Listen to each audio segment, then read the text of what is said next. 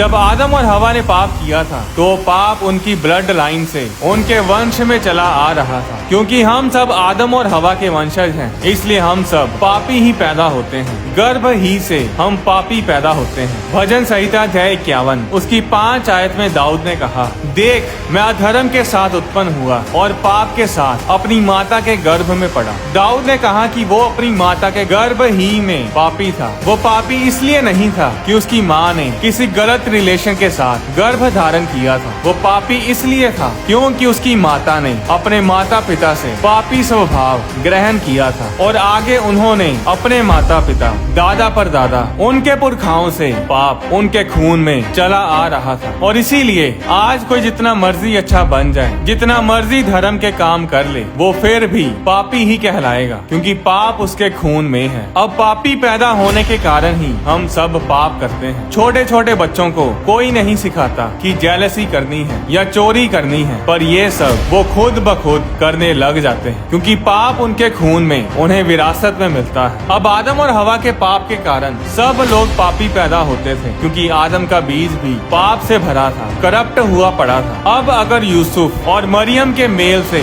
बच्चा पैदा होता तो वो बच्चा प्योर ब्लड नहीं होता, और अगर यीशु मसीह प्योर ब्लड नहीं होते तो उनकी कुर्बानी से कोई फायदा नहीं होना था। और इसीलिए यीशु मसीह का पिता यूसुफ नहीं था, यीशु मसीह का पिता खुद यहोवा परमेश्वर थे। अब यहोवा परमेश्वर मरियम के गर्भ के ऊपर अपना वचन बोलते हैं, और वो वचन बॉडी का रूप लेता है, जिसके बारे में यूहन्ना अध्याय 1 उसकी 1 आयत और 14 आयत में हम पढ़ सकते हैं। आदि में वचन था और वचन परमेश्वर के साथ था और वचन परमेश्वर था। यही आदि में परमेश्वर के साथ था। 14 आयत में लिखा, और वचन देहधारी हुआ और अनुग्रह और सच्चाई से परिपूर्ण होकर हमारे बीच में डेरा किया, और हमने उसकी ऐसी महिमा देखी जैसी पिता के इकलौते की महिमा। वो वचन यीशु मसीह थे जो मरियम के गर्भ में थे। अब यीशु मसीह का ब्लड प्योर ब्लड था। वो ना तो माँ के ब्लड के साथ मिक्स हुआ और ना ही इस धरती के पिता के करप्ट ब्लड के साथ, क्योंकि वो ब्लड स्वर्गीय पिता परमेश्वर का था। वो ब्लड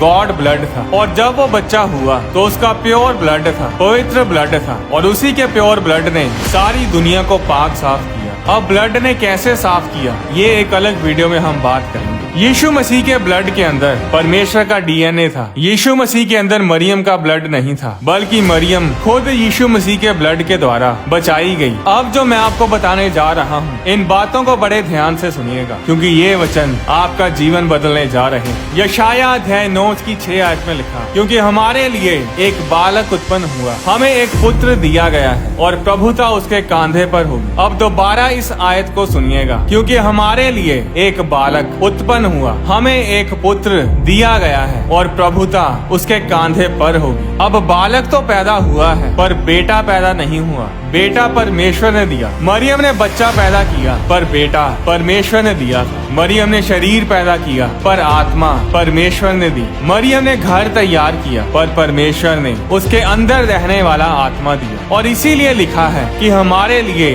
बालक यानी बच्चा पैदा हुआ है, हमें एक पुत्र दिया गया है। पुत्र पैदा नहीं हुआ, पुत्र दिया गया था परमेश्वर के द्वारा, क्योंकि पुत्र हमेशा से ही है। पुत्र की ना तो कोई शुरुआत है, ना कोई अंत है। अब मरियम यीशु की माँ तो है, पर वो मसीह की माँ नहीं है। यीशु जीसस शरीर है, पर यीशु के अंदर आत्मा मसीह की है, क्राइस्ट की है। अगर आपको समझ ना आए तो इसे रिवाइंड करके दोबारा सुनो। मसीह क्राइस्ट कोई नाम नहीं है जो यीशु के नाम के साथ लगा दिया गया और बन गया यीशु मसीह, जीसस क्राइस्ट। मसीह एक टाइटल है, एक शीर्षक है, जिसका मतलब है अभिषिक्त, द अनॉइंटेड वन। और मसीह पैदा नहीं हो सकता, क्योंकि मसीह परमेश्वर है, वो पहले से ही है। इस दुनिया को मसीह ने बनाया है। बाइबल में ऐसा कहीं नहीं लिखा कि स्वर्गदूत ने आकर कहा हो कि बच्चे का नाम यीशु मसीह रखना। जब स्वर्गदूत यूसुफ के पास और मरियम के पास आया तो उसने दोनों से कहा कि बच्चे का नाम यीशु रखना। उसने ये नहीं कहा कि यीशु मसीह रखना। इसके बारे में लूका अध्याय 1 उसकी 30 और 31 आयत में हम पढ़ सकते हैं। स्वर्गदूत ने मरियम से कहा, हे मरियम, भयभीत ना हो, क्योंकि परमेश्वर का अनुग्रह तुझ पर हुआ है। देख तू गर्भवती होगी और तेरे एक पुत्र उत्पन्न होगा, तू उसका नाम यीशु रखना। फिर मत्ती अध्याय 1 उसकी 20 आयत में स्वर्गदूत ने